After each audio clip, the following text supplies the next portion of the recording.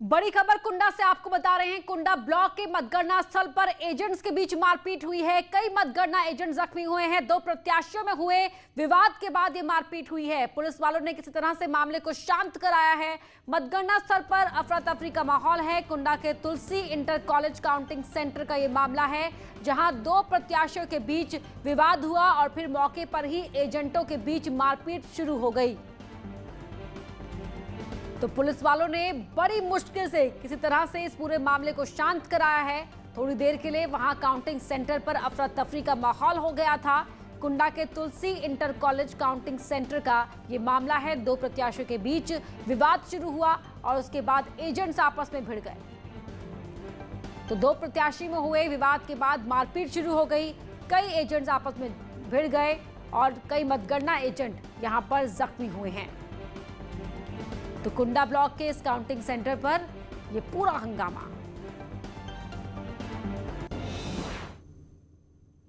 अगली बड़ी खबर इटावा से है। अखिलेश यादव के चचेरे भाई अभिषेक यादव जिला पंचायत चुनाव में आगे चल रहे हैं। सैफई सेकंड सीट से जिला पंचायत सदस्य के हैं उम्मीदवार अभिषेक यादव, जो आगे चल रहे हैं।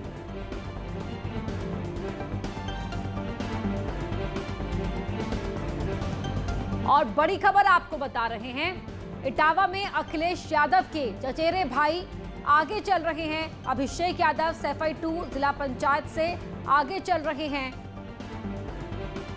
और सैफई सेकंड सीट से जिला पंचायत सदस्य के उम्मीदवार हैं अभिषेक यादव, जो कि आगे चल रहे हैं।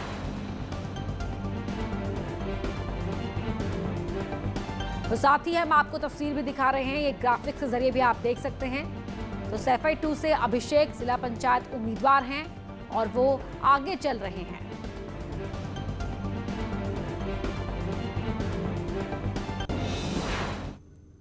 जालौन से बड़ी खबर आपको बता रहे हैं, जहां बीडीसी प्रत्याशियों में मारपीट हो गई। बीडीसी चुनाव जीत चुके रमेश चंद और विपक्षी में मारपीट हुई है।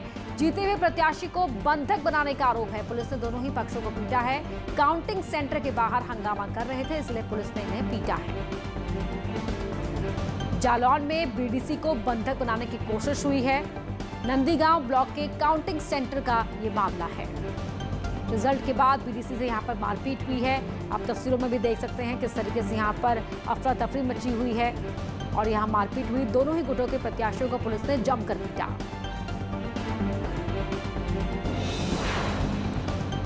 और बड़ी खबर पश्चिम बंगाल से, जहां बीजेपी दफ्तर में आगजनी की गई है। बीजेपी के दफ्तर में आग लगाए जाने की खबर है। इस वक्त की बड़ी खबर आपको बता रहे हैं, हुगली आराम बाग में बीजेपी का दफ्तर है जिसे फूंक दिया गया है। इन तस्वीरों में देखिए, आप साफ देख सकते हैं किस तरीके से यहाँ पर आग लगाई गई है। बीजेपी के दफ्तर में आगजनी की खबर और आग लगा दी गई है। यहाँ पर पश्चिम बंगाल में आज चुनाव के नतीजे आए, उसके बाद से यहाँ पर हर तरफ हंगामा देखने को मिल रहा है। कौन ये लोग थे, इस बारे में कोई जानकारी नहीं मिल पाई है। अज्ञात लोगों ने यहाँ पर आग लगाई है और ये आरोप लग रहा है तृणमूल कांग्रेस के कार्यकर्ताओं पर कि उन्होंने पहले बीजेपी दफ्तर में घुसने की कोशिश की और उसके बाद वहां पर आग लगा दी। हुगली आराम बाग में बीजेपी दफ्तर की तस्वीरें आप देख सकते हैं। आग की लपटें आपको यहाँ पर दिखाई दे रही हैं और बीजेपी के दफ्तर को फूंकने की यहाँ पर कोशिश की गई और उसके बाद यहाँ पर आग लगा दी गई। टीएमसी कार्यकर्ताओं पर आरोप है कि उन्होंने बीजेपी के दफ्तर में आग लगाई है, आगजनी की है। पश्चिम बंगाल में जहां आज नतीजे एक बार फिर दिखा रहे हैं कि ममता बनर्जी की सरकार बनने जा रही है, उसके बावजूद यहां पर किस तरीके से उपद्रव हुआ है वो आप इन तस्वीरों में देख सकते हैं। टीएमसी कार्यकर्ताओं पर गंभीर आरोप लग रहे हैं कि पहले उन्होंने सड़क पर हंगामा किया, उसके बाद बीजेपी दफ्तर में घुसकर आग लगा दी। तो कोरोना संक्रमण के बीच ये कहा गया था कि कोई जश्न नहीं करेगा, जुलूस नहीं निकालेगा, लेकिन सुबह से हम देख रहे हैं कि जब से रुझान आने शुरू हुए तब से ही लगातार वहां पर जो कार्यकर्ता टीएमसी के थे वो लगातार सड़क पर निकले हुए थे, जश्न कर रहे थे। लेकिन अब यहाँ पर आगजनी की गई है बीजेपी दफ्तर के अंदर, हुगली आरामबाग का ऑफिस, जहां पर आग लगा दी गई। हालांकि थोड़ी देर पहले मीडिया को संबोधित करते हुए ममता बनर्जी ने यह कहा भी था कि अभी कार्यकर्ता सब लौट जाएं, कोई भी सड़क पर ना दिखे, लेकिन उसके बावजूद इस तरह की तस्वीरें निकलकर सामने आ रही हैं। हुगली आराम बाग का ये बीजेपी का दफ्तर है, जहां आप देख सकते हैं कि इस दफ्तर को आग लगा दी गई। तो बड़ी खबर आपको बता रहे हैं, बीजेपी के दफ्तर में आग लगा दी गई है हुगली आराम बाग में।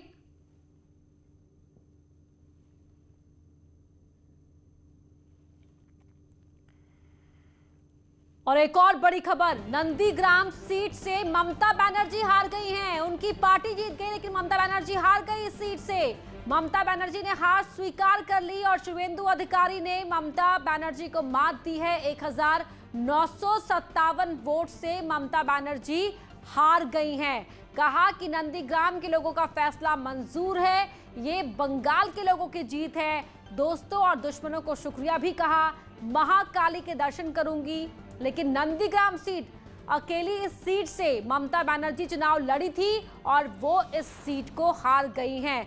2000 कम वोटों के अंतर से ममता बनर्जी अपने पुराने सहयोगी शुवेंदु अधिकारी से ये चुनाव, नंदीग्राम सीट का चुनाव हार गई हैं। और अब बड़ी खबर उन्नाव से है, जहां 26 साल की महिला ने गांव की सबसे युवा प्रधान वो चुनी गई हैं। पूनम ने सरोसी ब्लॉक की एरा भदियार गांव से प्रधानी का चुनाव जीत लिया है। पूनम पहली बार चुनाव मैदान में उतरी थी और चुनाव जीत गई। नल की व्यवस्था और कॉलोनी और सब और कड़ा संघर्ष रहा, बहुत कड़ा संघर्ष रहा है। सब जनता की हुआ है हमारे साथ, और रोड की व्यवस्था और ये नालियों की सब व्यवस्था। कोरोना काल चल रहा है, ऐसे में जनता की सेवा करना बहुत बड़ा टास्क है, कैसे उसको पूरा करेंगे? ज़्यादा से ज़्यादा उनका हम लोग सहयोग करेंगे मिलकर कोरोना काल में। मुलायम सिंह यादव के गांव सैफई में आजादी के बाद पहली बार कोई दलित प्रधान चुना गया है। मुलायम सिंह यादव के बेहद करीबी माने जाने वाले रामफल वाल्मीकि सैफई गांव के नए प्रधान निर्वाचित हुए हैं। 3877 वोट रामफल वाल्मीकि को मिले, जबकि जो महिला प्रतिद्वंदी रही विनीत को महज 15 ही वोट मिल पाए। तो रामफल वाल्मीकि जीते हैं। तय कर बहुत विकास हो रखा है, लेकिन आप क्या तय करेंगे प्रधान होने के नाते सैफई के लिए? आप मान भर हम कोशिश करेंगे कि जो हमारी बड़ी बूढ़ी बुजुर्ग हैं, जिन्हें नेताजी ने पेंशन दी थी, बाद में किसी कारणवश सरकारों ने उन्हें ख़त्म किया। मैं चाहूँगा कि उन विधवाओं को, बुजुर्गों को किसान पेंशन मिले, विधवा पेंशन मिले, और जो हमारी बहन बेटियाँ शादी के योग्य हैं उनको सामूहिक रूप से हम पे ब्याह करवाएंगे। मेरठ से भी प्रधानी के रिजल्ट आने शुरू हो गए हैं। महज 6 वोट से जीती हैं जलालपुर गांव की नीलम ग्राम प्रधान का चुनाव जीती हैं। जीते उम्मीदवारों की खुशी का ठिकाना नहीं है। प्रधान पद के लिए जीती महिला ने विक्ट्री साइन बनाकर अपनी खुशी का इजहार किया। कहा मोदी जी और योगी जी की ही तरह गांव की सेवा करेंगी।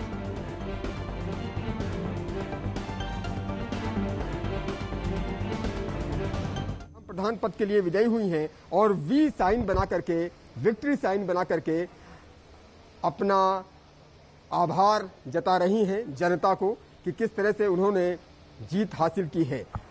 महिला का कहना है कि हम अब गांव के विकास के लिए कार्य करेंगे, क्योंकि गांव वालों ने प्यार दिया है और उस प्यार पर खरे उतरेंगे। हम इस महिला से बात कर लेते हैं। मैडम, ये बताइए, आपने जीत हासिल की है, कितनी खुशी मिल रही है और इस जीत के लिए श्रेय आप किसको देंगी? ये श्रेय भाई साहब को, गांव वालों को। हाँ जी, गांव वालों ने आपको वोट दिया, इसलिए आप गांव वालों को श्रेय देंगी कि उन्होंने आपको जिताया। हाँ जी। कितने मतों से आप जीती हैं? आपके निकटतम जो प्रतिद्वंदी थे वो कितने मत से आप जीती हैं? 6। मात्र 6 वोट से आप जीती हैं। सोचिए, एक एक वोट का कितना महत्व होता है। अगर 6 वोट ये आपको न मिले होते तो आप हार भी सकती थी। 6 वोट से जीती हैं आप। किस गांव की रहने वाली हैं और जनता से आपने क्या क्या वादे किए थे और उन वादों को आप कैसे पूरा करेंगी? जैसी योजनाएं आएगी ऐसे वादे पूरे कर देगी ग्राम के। देवरिया से प्रधानी के रिजल्ट आने शुरू हो गए हैं। गौरी बाजार ब्लॉक के कई गांव का रिजल्ट आ चुका है। ककवल गांव से अर्जुन निषाद, करमहा गांव से बबलू सिंह, गौरी खुर्द गांव से संजय यादव, उभाव गांव से खदेरन, करजही गांव से देवी शरण, बागापार गांव से सलहंता देवी, दीवान पोखरा गांव से संदीप, डमर भिसवा गांव से सत्यम साहनी कुंवर, बखरा गांव से कुसुम देवी, देवकुआं गांव से पुष्पा देवी, चिलौना गांव से कमलावती, गोपालपुर गांव से सुधा देवी जीत हासिल की है।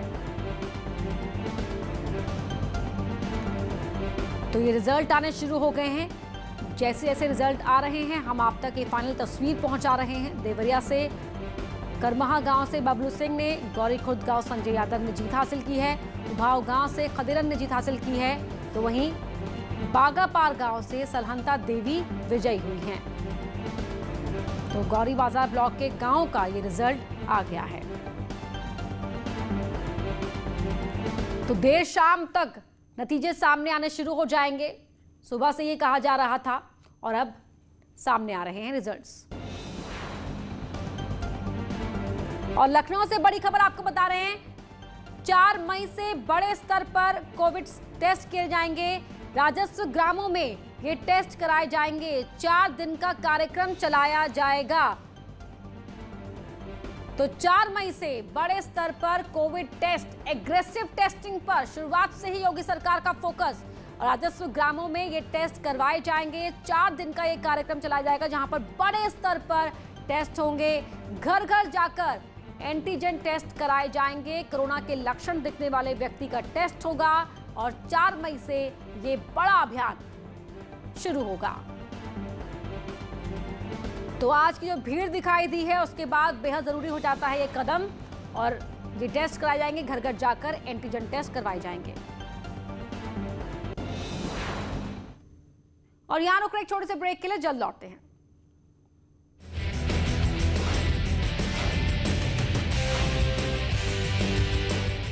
दिस इलेक्शन शो को न्यूज 18 की टीम हर जिले के काउंटिंग सेंटर का जायजा ले रही थी। जहां भी हम गए तस्वीरें चौंकाने वाली थी। ऐसा लग रहा था मानो किसी को कोरोना का डर ही नहीं है। बेफिक्र होकर काउंटिंग में शामिल होने पहुंचे थे और पुलिस स्थिति को काबू करने में।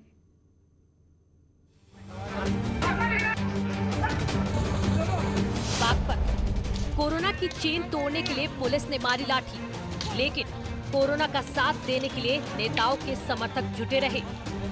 बागपत की पुलिस एक ओर से भीड़ खाली करा रही थी, तो दूसरी ओर लोग जमा हो रहे थे। बड़ौद के कालिंदी काउंटिंग सेंटर पर ऐसा लग रहा था कि मानो कोई युद्ध हो रहा हो।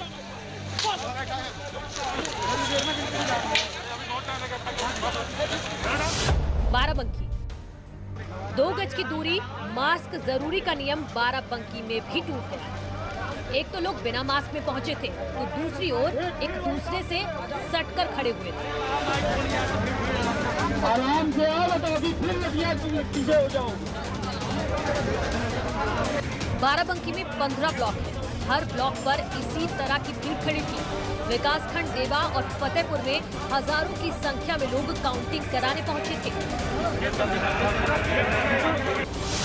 बदायूं कोर्ट के आदेश और सरकार के निर्देश का पालन बदायूं में भी नहीं हुआ। पुलिस प्रशासन लोगों को समझाने और भीड़ को संभालने में नाकाम साबित हुआ। मतगणना स्थल के बाहर लंबी लंबी कतारें थी।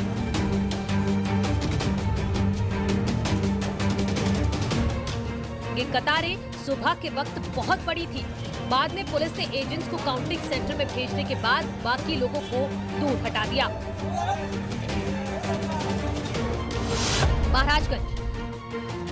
महाराजगंज में समझाने पर जब जनता नहीं मानी तो पुलिस ने सख्त कदम उठाया। फरेंदा ब्लॉक के काउंटिंग सेंटर में बिना पास घुसने की कोशिश करने वालों को पुलिस ने लाठियों से पीटा।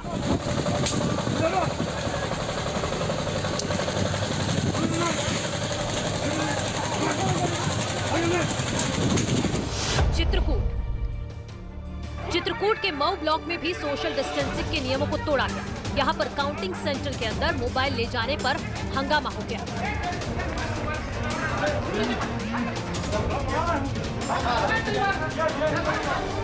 प्रधान पद के प्रत्याशी के भतीजे पर मोबाइल अंदर ले जाने का आरोप था, इसीलिए दूसरे पक्ष ने हंगामा कर दिया। बाद में पुलिस ने हिरासत में लेके आरोपियों की पिटाई की।